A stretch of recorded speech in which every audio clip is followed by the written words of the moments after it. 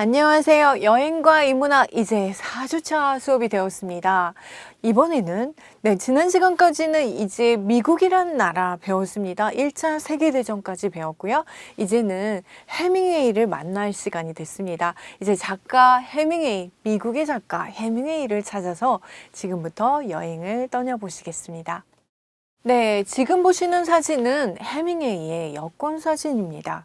키가 183이나 됐고요. 그리고 훤칠하고 아주 잘생긴 그런 작가입니다.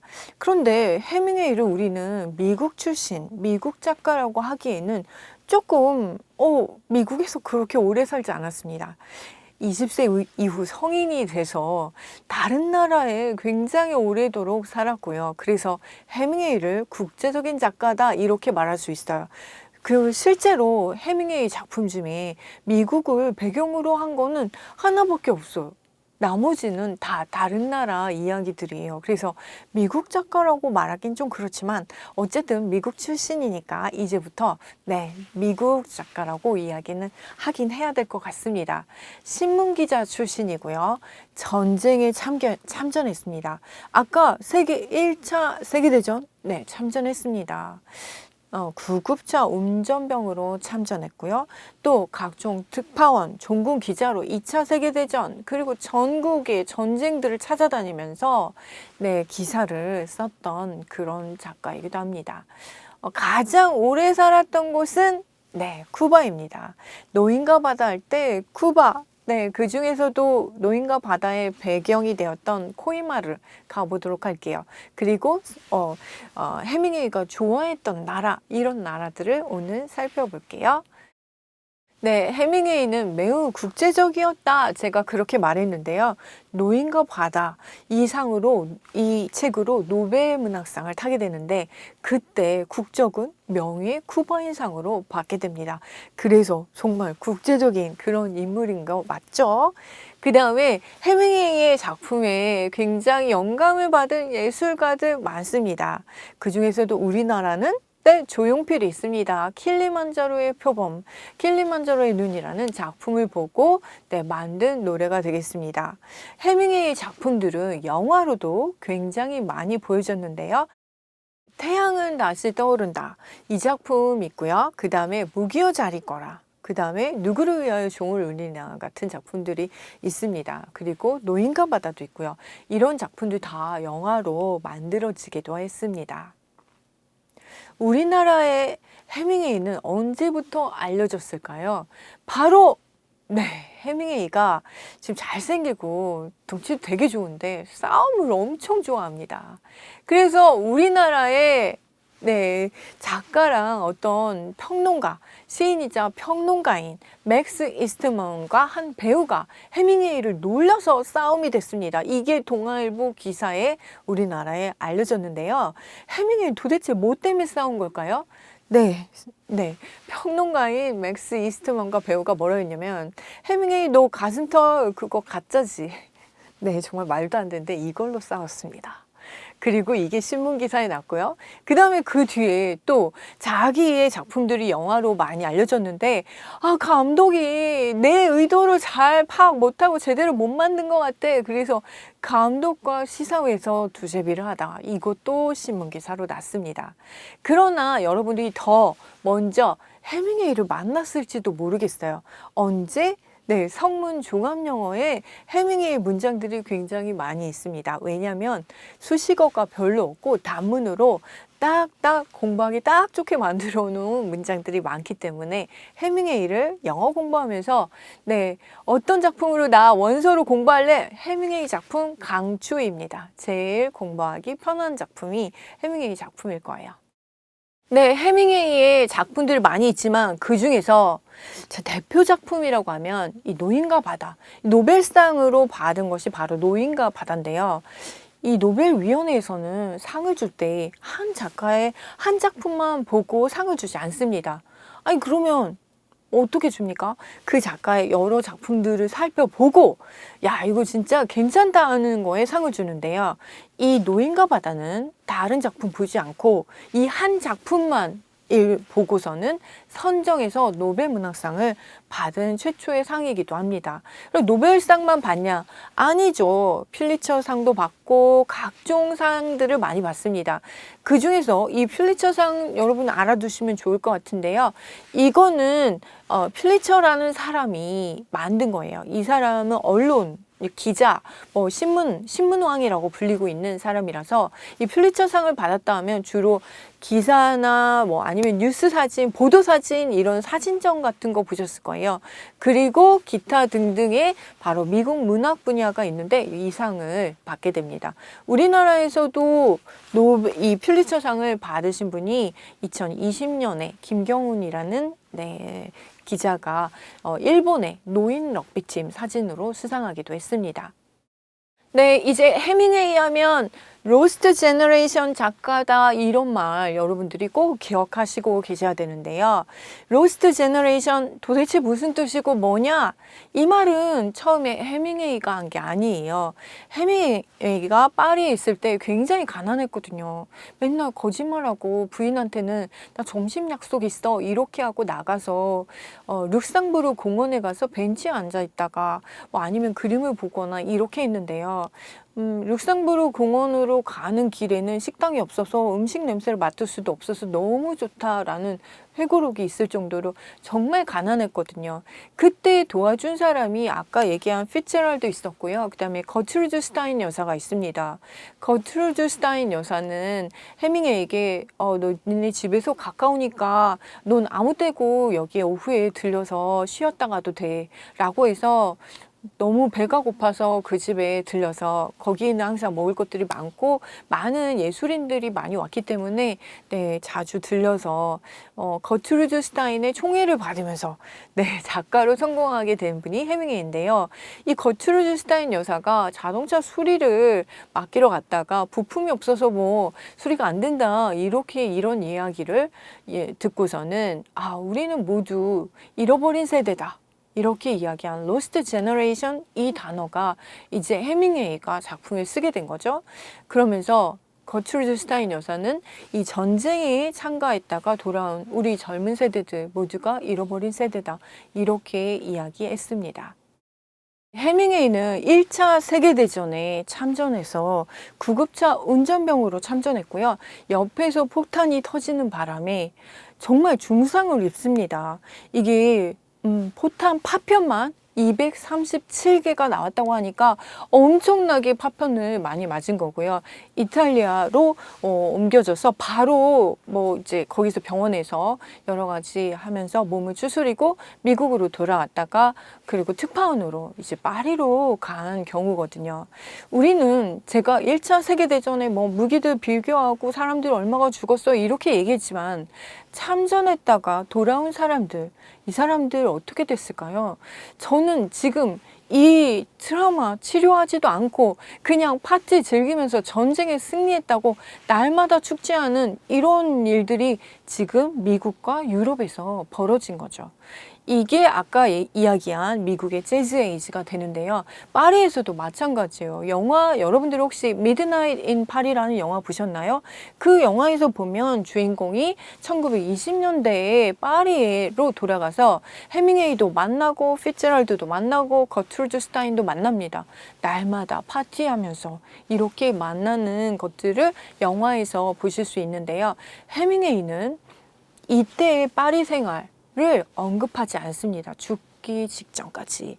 파리는 날마다 축제라는 책이 있는데요. 이 책은 해밍웨이가 죽고 나서 발표된 책이고요. 써놓긴 했지만 그때까지 젊은 시절 파리에 가고 그 이후 한 번도 파리 언급하지 않고 마지막 죽기 직전에 회고한 책이 파리는 날마다 축제입니다.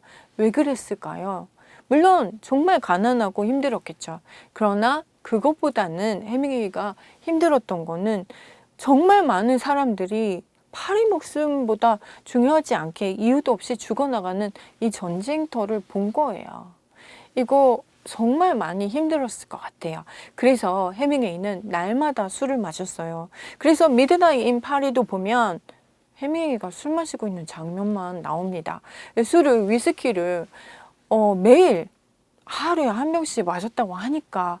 그리고 실제로 이 술을 마시고 음주운전을 해가지고 처벌받은 기록이 32번이나 있어요. 그리고 매일같이 불면증에 잠을 자지 못했어요. 불을 끄면 잠을 잘 수 없어서 해밍웨이는 괴로워하고 매일 괴로워했습니다. 그리고 이제 마지막 말년이 되어서도 이게 고쳐지지 않자 정신병원에 가서 치료를 받습니다. 이게 무슨 치료냐? 바로 전기 충격이에요. 당시에는 정말 효과가 있다고 발표된 치료인데요. 저 정말 이해가 안 되는 치료가 이 치료인 것 같아요. 어쨌든 전기 충격기로 일주일간 치료를 하고 집에 돌아오자마자 엽총으로 자살을 해서 생을 마무리합니다. 제가 생각해도 그 전쟁에 전 참여하진 않았지만 영화로 그런 다큐를 볼 때마다 정말 너무나 힘들었을 것 같아요. 이 전쟁의 양상은 그 전에 보였던 뭐 남북전쟁이나 미국의 그런 독립전쟁하고 비교가 되지 않는 전쟁이에요. 옆에 있는 사람이 그냥 잠깐 사이에 다 그냥 죽어나가는 이런 정말 살벌한 전투이고, 내가 왜 참여했는지, 어떠한 이유 때문에 이 전쟁이 오게 되었는지 이유도 알 수 없고 정의도 없고 도대체 그냥 시킨 대로 하라긴 하는데, 난 정말 살아남기 위해서 살아남아야만 되는 그런 전쟁이었어요. 살아남았지만 죽은 거나 다름없는 그런 사람들이 살았고, 해밍웨이 역시 그런 희생자 중에 한 사람이었습니다. 네, 제가 아까 로스트 제너레이션, 잃어버린 세대라고 이야기했는데요. 이 잃어버린 세대는 전쟁에 참여하고 나서 그렇게 괴로워하는 그런 사람들만, 가치관이나 이런 것들이 붕괴돼서 힘들어하는 이런 사람들만 이야기하는 건 아닙니다. 일본에서는 1993년부터 2005년까지 학교를 졸업한 사람들을 바로 이 잃어버린 세대라고 부르고 있습니다. 이때가 바로 일본은 버블 경제가 완전히 붕괴돼서 장기 침체 기간을 겪고 일자리도 없이 또 내몰린 그런 상황을 바로 잃어버린 세대라고 부르고 있습니다. 그래서 로스트 제너레이션이 이렇게 두 나라 좀 다르게 쓰고 있습니다. 해밍웨이가 있었던 이 파리 생활, 이때의 생활이 작품에 나오는데요. 첫 번째 히트친 작품이죠. 태양은 다시 떠오른다, 이 작품이고요. 이 작품에서는 친구들과 어울려 흥청망청 스페인 투 구경을 가기도 하고 여행을 가고 술을 마시고 이런 것들이 보여지는 작품이 바로 태양은 다시 떠오른다입니다. 파리에는 해밍웨이와 관련된 명소들이 되게 많습니다. 그 중에서도 아까 얘기한 룩상부르 공원, 여기는 해밍웨이 집에서 가깝고요. 룩상부르 공원 안에 벤치에서 주로 많이 쉬었고, 그 옆에 있는 룩상부르 박물관, 지금 미술관, 이곳이 해밍웨이가 자주 갔던 곳인데요. 이곳에서 되게 그림을 한 사람의 그림을 맨날 앞에 가서 서서 봤대요. 누구의 작품이었을까요? 바로 세잔의 그림이었습니다. 세잔은 어떤 사람입니까? 다른 사람, 인상주의 화가긴 하지만 세잔의 그림은 특징이 있어요. 다른 거 군더더기 다 빼고 진솔하게, 그런 사과, 자기만의 그런 작품, 단순하지만 그러면서도 사과의 액기스를 보여줄 수 있는 거, 이런 거 그리려는 사람이었죠. 그래서 해밍웨이가 세잔의 이 그림을 보고 나도 그래서 작품을 쓸 때 액기스만, 다른 거 다 필요 없고 one true sentence, 진짜 딱 한 문장, 이렇게 표현해야 되겠다라는 영감을 여기서 많이 받았습니다. 그리고 이 룩상부르 공원에서 세느강 쪽으로 가다 보면 셰익스피어 앤 컴퍼니라는 중고 대여 서점이 있는데요. 여기서 해밍웨이가 책을 많이 빌려서 봤습니다.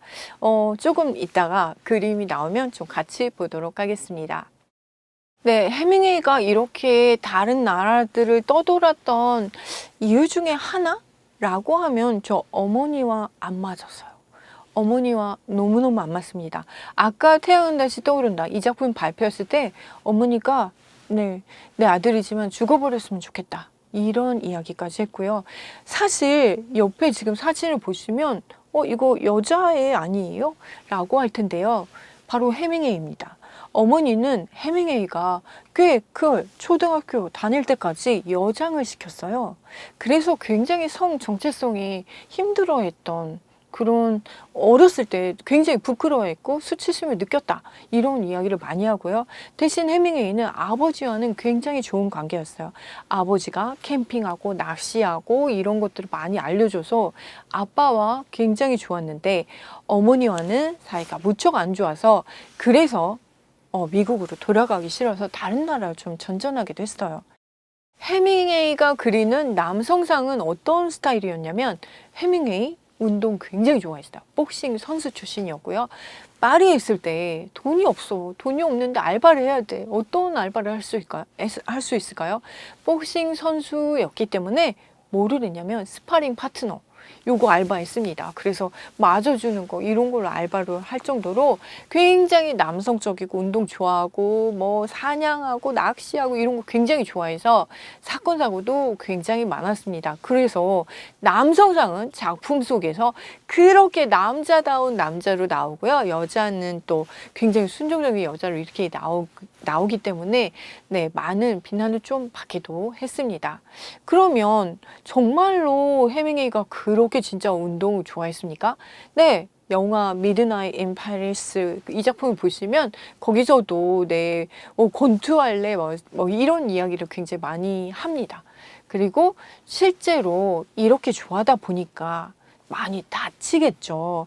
제가 아까 파편이 굉장히 많이 파편이 튀었다고 했는데 사실 1차 세계대전에 참전했는데 왜 구급차 운전병으로 갑니까? 좀 이상하지 않아요? 네, 그렇습니다. 복싱을 하다가 눈을 좀 다치게 됩니다. 이것 때문에 네, 군대에서 받아주지 않자 네, 적십자에서 운영하는 구급차 운전병으로 가게 되죠. 또 수렵 여행하다 사고 당하고 비행기 타고 가다 2번이나 비행기에서 추락사고 당해요. 그런데도 안 죽었어요. 그리고 또 청새치 잡다가 상어가 나타나서 총을 쐈는데 하필 그 총알이 튕겨가지고 총상을 입어서 다리에 다치기도 합니다. 정말 많이 다쳤고요. 그래서 정말 이때까지 살아있는 게 기적이다 할 정도로 죽음을 두려워하지 않고 물불 안 가리고 달려드는 스타일? 이런 스타일이었다고 보시면 됩니다. 해밍웨이의 첫사랑 누구였을까요? 바로 그때 다쳤을 때 병원에서 자기를 케어해주던 간호사 아그네스가 첫사랑이었습니다.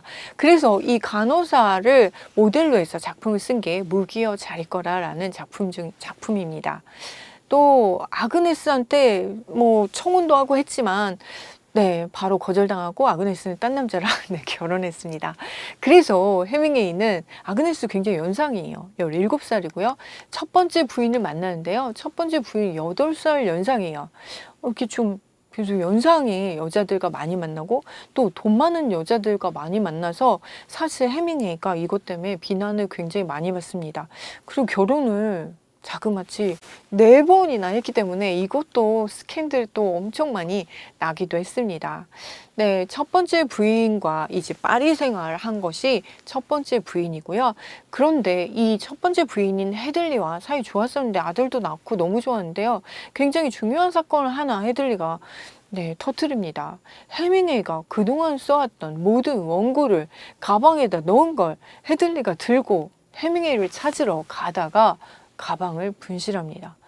해밍웨이는 정말 멘붕이 와서 집에 가서 정말 하나도 남아있지 않는지 아니면 조금이라도 다른 원고도 있을지도 몰라서 집에 갔더니 하나도 남기지 않고 그 가방에 다 가지고 부인이 오다가 이런 사고를 네, 일으킨 거죠. 그래서 이것 때문에 해밍웨이 점점 힘들어하고 자살충동도 사실 이것 때문만은 아니겠죠. 근데 뭐 하여튼 이렇게 해서 첫 번째 부인과는 별로 안 좋게 끝나고요. 두 번째 부인은 굉장히 부자예요. 폴린 파이퍼 4살 연상이고요. 세 번째 부인은 마사 게론인데 사실 마사 게론은 굉장히 유명한 저널리스트입니다.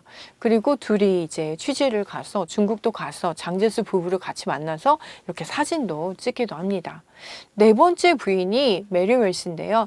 이때 쿠바에서 살게 되는데 쿠바에서 가장 오래 살았어요. 20년 이상 살았습니다. 그래서 저는 해밍웨이 하면 쿠바인이라고 해도 좋을 것 같습니다. 이제 그러면 쿠바로 가보겠습니다.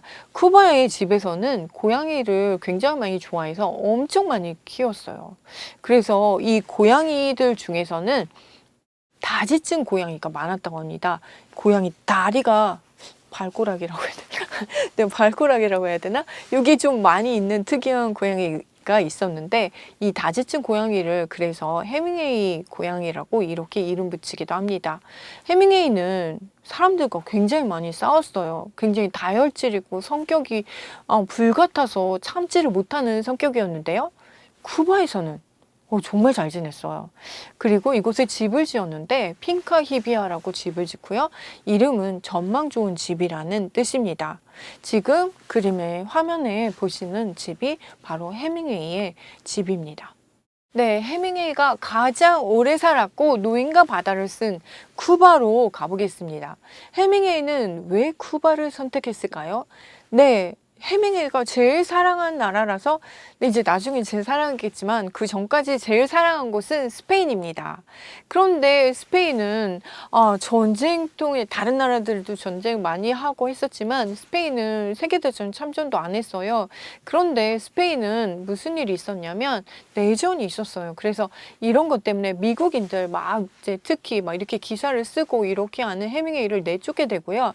해밍웨이는 그러면 스페인이랑 가장 비슷한 나라 거기로 가면 되겠다라고 생각해서 선택한 곳이 바로 쿠바입니다.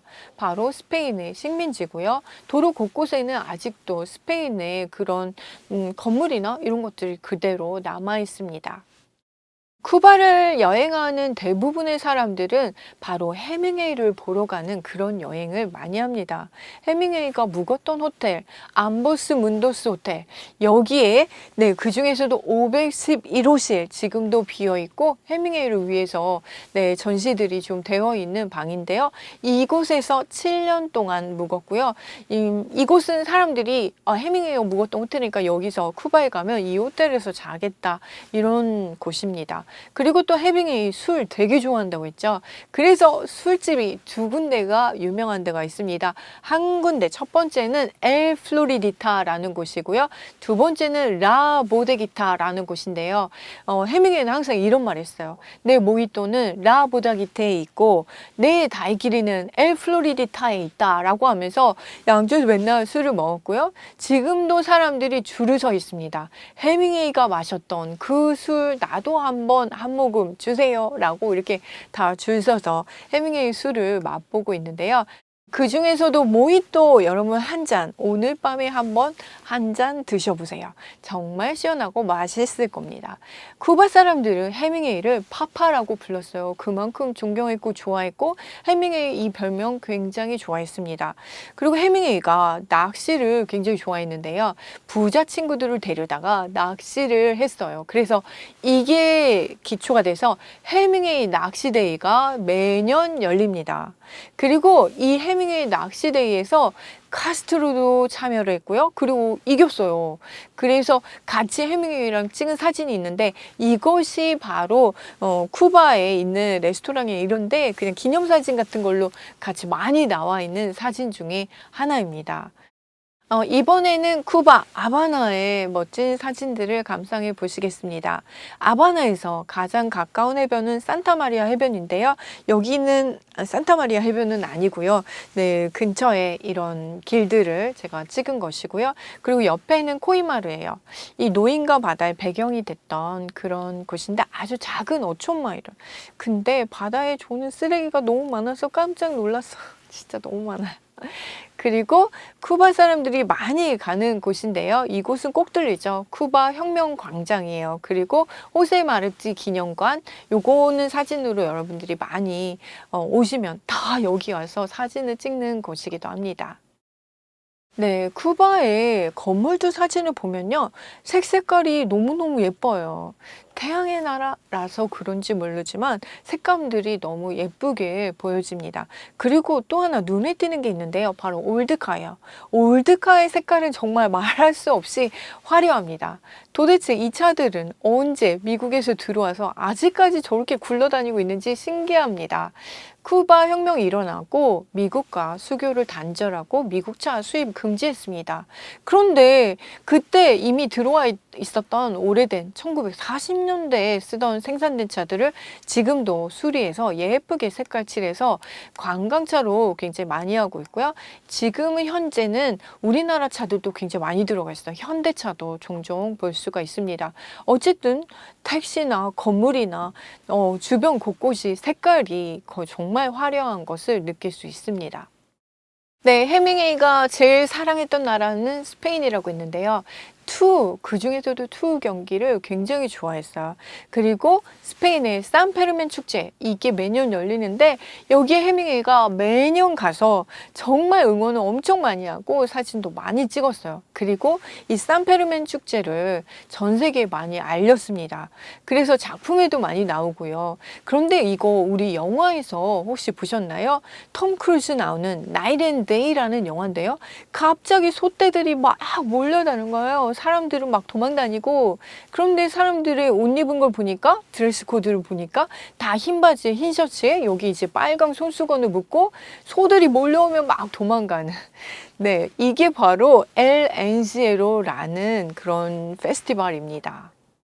네, 스페인은 매우 덥기 때문에 천천히 시작하고 또 중간에 점심에 시에스타가 있죠. 낮잠 시간에 있습니다. 오후에. 그런데 이 엘 엔시에로는 아침 8시에 시작해요. 성당 근처에서 일제히 소를 풀어가지고 투장으로 소들을 몰아서 가게 하는데요. 뭐 소요 시간은 5분 정도 되는데요. 정말 다치는 사람이 너무너무 많아서 구급차가 대기 중이기도 합니다. 여러분 혹시 정말 나이트 앤 데이 이 영화를 보신다면 네, 잊지 마시고 이 장면을 한번 생각해 주시기 바라겠습니다. 엘 엔시에로였습니다. 네, 세익스피어 앤 컴퍼니 아까 이야기했지만 파리로 다시 가볼게요. 이 중고 대여 서점은요, 바로 해밍웨이가 보증금을 내고 책을 빌리는 곳인데요. 돈이 없어서 주머니에 보증금 낼 돈이 없어서 네, 서성이고 책만 구경하고 있는 것을 이 서점의 주인이 실비아 비치가 해밍웨이에게 그냥 가져가시라고 이렇게 한 것이 인연이 돼서 그 뒤로 계속 책을 서로 빌리고 네, 도움을 주고받는 이런 처지가 됐습니다. 해밍웨이가 그렇게 가난한데 무슨 도움을 네, 금방 네, 책 써서 이제 성공을 합니다. 그리고 2차 세계대전이 일어났을 때 네, 파리가 독일에 의해 점령되었을 때 해밍웨이가 네, 바로 미군들을 이끌고 이곳을 먼저 구해주세요 한 곳이 바로 이 서점입니다. 그래서 이곳을 온전히 살릴 수 있었고요. 지금도 이 서점에는 파리 예술가들의 은신처예요. 그래서 이곳에 은신하면서 같이 먹고 자고 하면서 서점에서 사는 거예요. 어떻게 그럴 수 있죠? 바로 실비아 비치가 젊은 예술가들을 후원하기 위해서 그냥 서점 곳곳에 소파 같은 것도 그냥 놔주고 해서 여기서 먹고 자도 된다. 대신 하루에 2시간 일을 도와주고 그리고 또 아니면은 자서전 한 페이지 이걸 꼭 써서 내라. 이렇게 조건은 그런 조건입니다. 그래서 젊은 예술가들이 그곳에 머무는 그런 사람들이 굉장히 많습니다. 해밍웨이는 주로 어떤 책을 빌려 읽었을까요? 해밍웨이가 가장 많이 빌린 책은 좋아했던 작가인데 제임스 조이스예요. 사실 제임스 조이스가 가족들이랑 식사하는 걸 유리창 너머로 보면서 너무 부러워하고 같이 밥을 먹을 수 있으면 좋겠다라는 그런 기대도 했었던 적이 있습니다. 도스토옙스키 책도 톨스토이, 로렌스 책을 많이 빌려서 봤고요. 영화에서도 이 세익스피어 앤 컴퍼니라는 서점이 정말 많이 등장하는데요. 여러분 혹시 로맨스 영화 좋아하신다면 Before Sunset 요 영화 보시면 네 거기서 만나죠. 그리고 Midnight in Paris 아까 이거 했었는데 이때 그 서점 주인과 같이 이야기하는데 바로 네 이 서점이 등장을 하게 됩니다. 네, 오늘 해밍웨이가 살았던 여행지 구경했고요. 해밍웨이가 어떻게 살았는지 조금 살펴봤습니다. 해밍웨이가 가장 말하기 싫었고 힘들었던 그 파리 생활, 파리의 이야기들이 마지막에 이제 무버블 피스트라고 해서 이게 이제 파리는 날마다 축제로 번역됐는데요. 그래도 파리에서 생활할 수 있다면 여러분은 그건 행운일 것이다 라는 이야기를 했습니다. 여러분 이제 다음 시간에 본격적으로 노인과 바다 어떤 스타일의 어떤 책이길래 노벨상을 받았을까요? 한번 들어가 보도록 하겠습니다. 수고하셨습니다.